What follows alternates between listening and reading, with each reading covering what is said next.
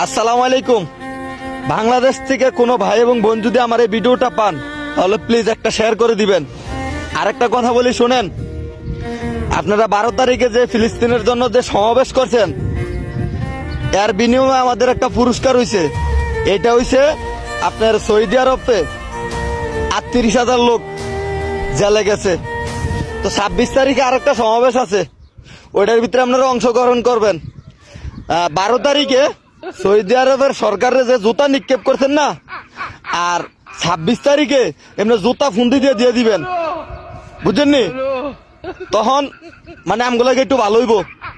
ধরেন না, এখন তো বাংলাদেশ আপনারা জনসংখ্যা কম আছেন, যদি আমরা প্রবাস থেকে ওগুলো যাইতে রিগা তাহলে মোটামুটি আপনাদের একটা শক্তি হইব বা সাপোর্ট হইব, কারণ আপনারা না খাইয়া থাকতে পারবেন।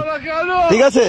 আর খালি সৌদি না, আরব কান্ট্রিতে যতটা দেশ আছে, কুয়েত, কাতার, মালদ্বীপ, ওমান, দুবাই, একেবারে সব রাজাগো ছবির ভিতরে লাগাবেন খালি জুতা জুতা। ঠিক আছে? যেমন একেবারে মানে মুসলিম বিশ্বের থেকে গালফের থেকে প্রত্যেকটা প্রবাসীরে ফোন তো ডিম দেয় আর বার করে, ডিম দেয় আর বার করে, মানে আমারও যেমন দেয়। কেন আমি প্রবাসী না, আমি রেমিটেন্স যুদ্ধ না, যে আপনাদের জন্য মানে কি 52 ডিগ্রি তাপমাত্রায় মানে আমরা পরিশ্রম করে কাজ করে মানে টাকা পাঠাই, আর আপনারা দেশে বয়ে বইয়া মিছিল মিটিং শুনবাইবেন, আর আমরা এনে বয়ে বয়ে ডিম কামু।